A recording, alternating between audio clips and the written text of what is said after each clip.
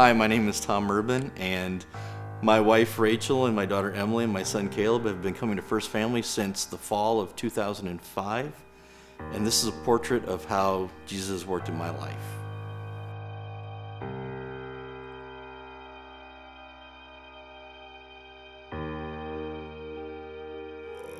I grew up here in Ankeny, born and raised. My folks still live here in town. I grew up going to the Catholic Church. I can't say I was completely active in the Catholic Church. I did attend sporadically throughout growing up. Moved away to college and kind of lost track of religion. It didn't really have any influence in my life. When I was in college, I met Rachel in Cedar Falls, and when we got married, we both decided we wanted to go to church. She grew up United Church of Christ, and I grew up Catholic, but neither one of us had any ties to those churches. Again, it wasn't a tie to Jesus, it was a tie to a church. So where we were living at the time, the big church was the Lutheran church. So they invited the pastor of the Lutheran church over to visit with us, and well, we were Lutheran. Moved down here to Ankeny, was going to a Lutheran church here in town, and there was a falling out within that church at the time we were going, so we kind of dropped away from church for about a year. And at that same time, we were living next to George and Catherine King.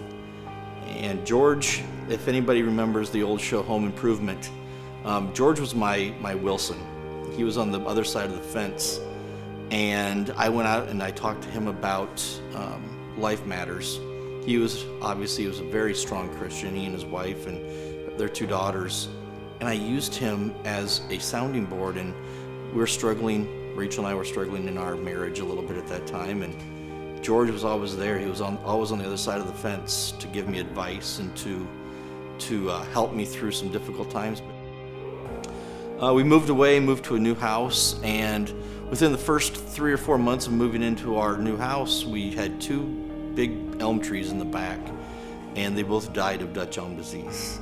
And remembering George and Catherine across town, I said, George, if you can come and help me tear down these old dead trees, the wood is yours. They use the wood to heat their home during the winter. So George came over, and I think George looked at that as the opportunity to share his faith. George took every opportunity to do so at that point, and share with me that they were going to a new church, that they really would like us to attend.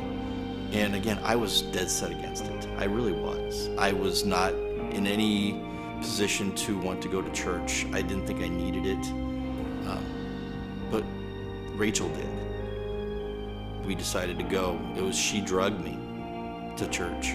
And we did come to First Family Church that first Sunday morning, and I vowed after that first day, after an hour and 40 minutes, that I wasn't going back. I was not going to come back to First Family Church. I thought these people were crazy. I didn't see the need to be this open and free. But again, Rachel won out and says we're coming back the next week. The second week I was there, Randy Hensel came up to me and says, we have Bible studies on Sunday afternoons. They're called lighthouses. We'd like to invite you and Rachel to come to that lighthouse. And I said, well, I appreciate the offer, but I really don't need to go to a Bible study. I'm fine, thank you very much. The fourth week, Randy comes up to me and says, I said, Randy, if you want me to come to a Bible study, you need to bring it to me. Well, that's not the right thing to say to Randy Hensel, because at 4:30 that afternoon, Randy shows up with 15 people at our house, says, okay, we're here. And we had Bible study at our house that night, and that was the first time I actually was, I wouldn't say presented with the gospel, because I think I knew the gospel, but I never really internalized the gospel until that night. So Randy shares the gospel with me on that Sunday night, and again, it was kind of a light switch. It really was. I'd heard about Jesus. I had heard about him at church, but I never really understood who he was. And the Bible study became different for me. That next morning, on Monday morning, I drove to the Family Christian bookstore over here in town, and I had to actually go in and ask where the Bibles were. I had no idea. I'd never bought a Bible in my life, so it kind of took me by surprise, let's say. I mean, I honestly, it took me by surprise. I didn't realize it would change me the way it did. I wasn't looking for it, didn't think I needed it, but I saw it, and I couldn't stop. I think before I was saved, before the gospel really, I understood the gospel,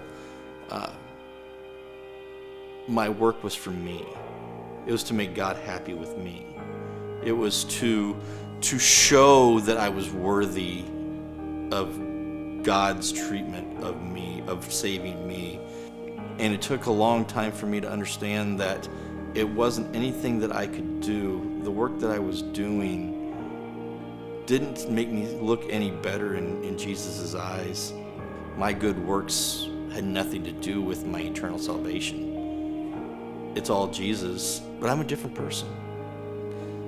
I'm a different person from the person that Rachel married 21 years ago. That's a good thing. I think that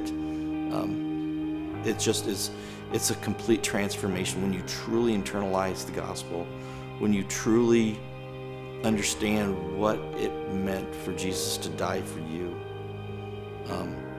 It changes you, and you can't look back.